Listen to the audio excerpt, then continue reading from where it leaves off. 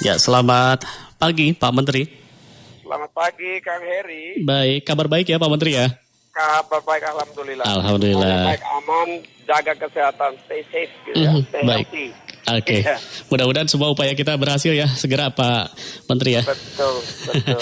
Baik, Pak Menteri ini kalau dengan Pak Menteri ini pasti lebih pas kalau kita ngobrolnya soal update berita-berita ya bertebaran di tengah-tengah masyarakat ini Pak.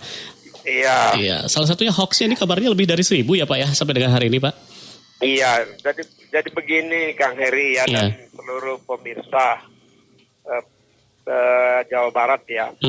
Yang pertama tentu kita harus yakin ya bahwa kita akan bisa putus ini alur mata rantainya COVID-19 di Indonesia, khususnya di Jawa Barat. Apalagi pemerintah daerahnya, Pak Gubernur begitu sungguh-sungguh ya untuk bekerja.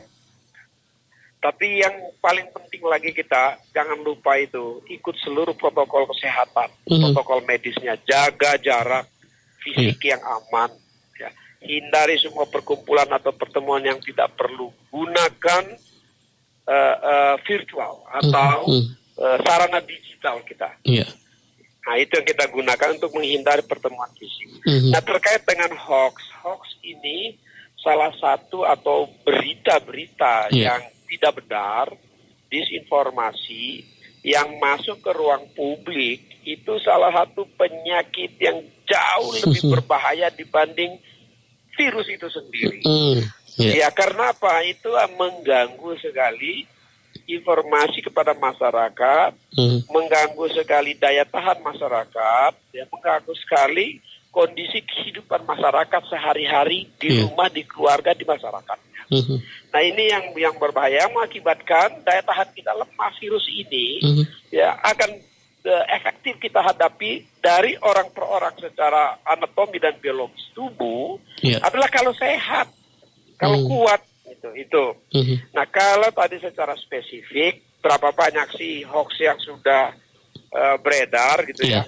Kami melalui cyber drone Kominfo, pejabat-pejabat di Kominfo itu 7 kali 24 jam siang dan malam mengikuti pergerakan hoax melalui peralatan cyber yang ada di Kominfo.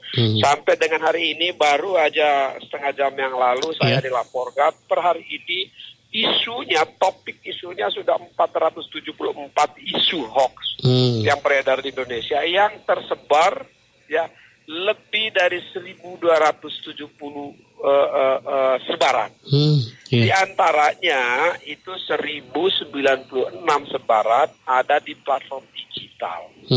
Apa saja platform digitalnya? Ada di Facebook, ada di Instagram, ada di Twitter, ada di YouTube. 4 ini aja udah 1.096. Kami secara reguler, Kominfo secara reguler berkomunikasi dengan semua platform digital. Minta supaya segera take down, blokir hoax dan disinformasi ini.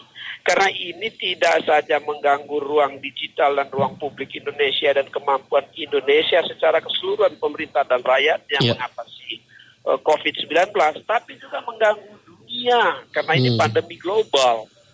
Padahal yang namanya platform digital ini adalah perusahaan global yang tentu punya tanggung jawab yang sama untuk membasmi COVID-19. Nah, alhamdulillah ya setelah berulang kali bertemu dan berkomunikasi dengan platform digital tadi, Facebook, Twitter, Instagram, dan YouTube, langsung ke kantor pusatnya di Amerika Serikat, mereka sudah mulai melakukan proses blokir dan take down. Di antaranya per kemarin itu sudah 359 sebaran hoax, dari 474 itu tersebar sebarannya 359-nya sudah di take down, 737-nya lagi dalam proses. Nah, kami akan berkomunikasi terus ya dengan kantornya di Amerika dan sekarang dengan di Jakarta untuk lebih cepat lagi proses take down karena itu membingungkan masyarakat dan akan mengganggu masyarakat. Itu yang pertama. Yang kedua, di samping yang di platform digital juga ada di situs-situs, juga ada di WA group Yang di situs-situs itu sekitar 26 situs ya, itu yang sudah diblokir langsung oleh Kominfo karena sebarkan hoax.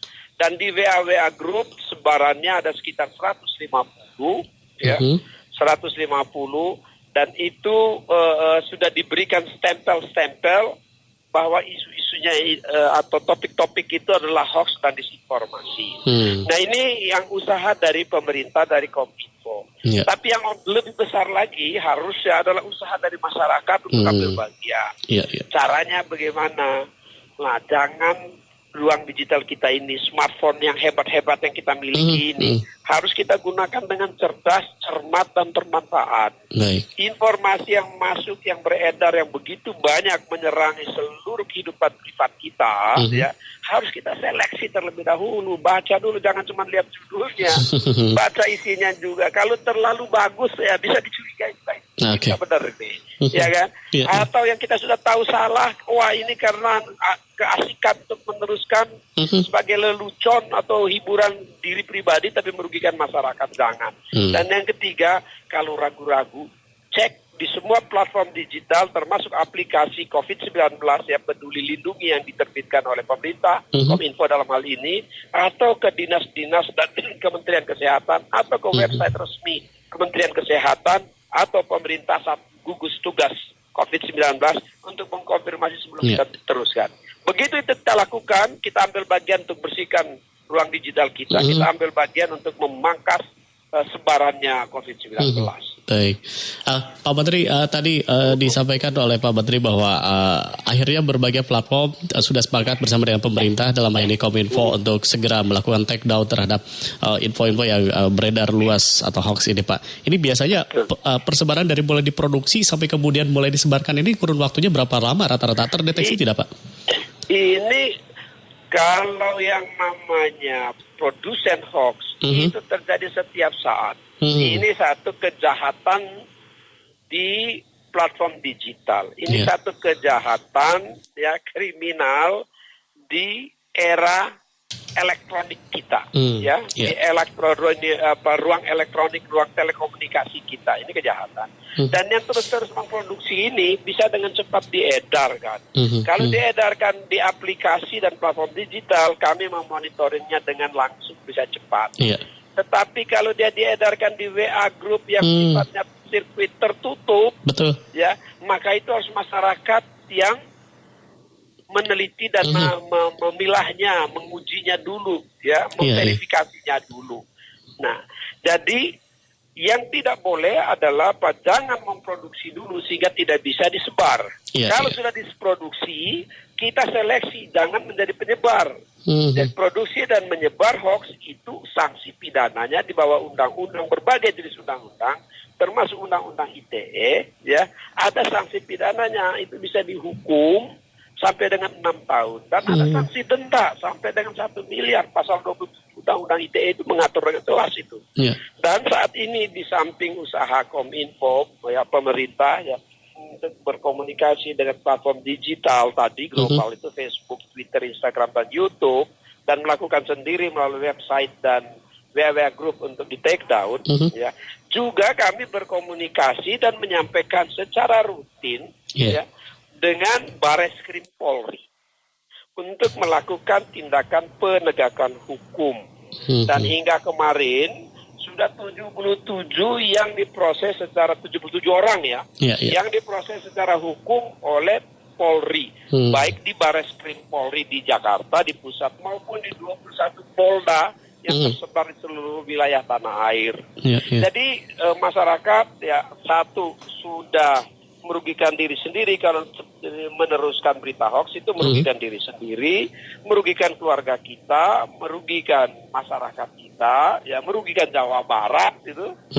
Juga pada saat kita buat yang sama, ya, ada sanksi pidana dan sanksi dendanya, merugikan sekali. Janganlah sudah berhenti itu. Dengan kita berhenti tidak meneruskan hoax, kita langsung mengambil bagian untuk memutus mata rantai penyebaran COVID-19 di Indonesia. Dan saya yakin masyarakat Jawa Barat cerdas untuk itu. Amin, mudah-mudahan demikian. Ya. Pak Menteri, ini kan memang kalau menyebarkan hoax itu luar biasa. Berarti tadi memang yang paling sulit sekali terblokir adalah ketika itu disebarluaskan melalui WA ya, Pak. Betul, di Menteri, WA grup. Waduh, itu kalau sudah masuk ke situ, yang bisa itu langsung masyarakat. Oke. Satu halnya ini yang perlu kita sampaikan ini. Saya juga kan ikut di WA grup, ikut di banyak grup, periksa lihat begitu. Betul. Banyak, ini bukan saja di masyarakat yang yang di kampung, bahkan dari kelompok terdidik juga. Saya melihat, mendengar dan membaca komentar-komentarnya, menonton video-video yang diteruskan gitu ya. Betul. Ada yang tidak layak diteruskan, masih diteruskan. Ada yang sudah tahu bahwa itu salah, masih diteruskan. Apa yang menyebabkan itu tidak jelas juga. Bisa saja satu karena terburu-buru, karena baca judul, bisa juga karena iseng, bisa juga karena lucu-lucu diteruskan ke temannya, yang barangkali paham bahwa itu lucu. Tapi kan tidak berarti masyarakat yang lain mengerti. Dan diteruskan. Begitu diteruskan, itu informasi yang salah. Itu informasi yang merugikan. Nah, jangan. Ini kendalinya ya, membersihkan ruang publik kita adalah dari diri kita, dari jari kita ya, dari telunjuk kita, jari-jari kita yang memencet tuts-tuts yang ada di smartphone kita. Begitu kita kendalikan itu, selamat kita. Ambil bagian di dalam memberantas COVID yang menjadi musuh bersama masyarakat sekarang. Baik, apakah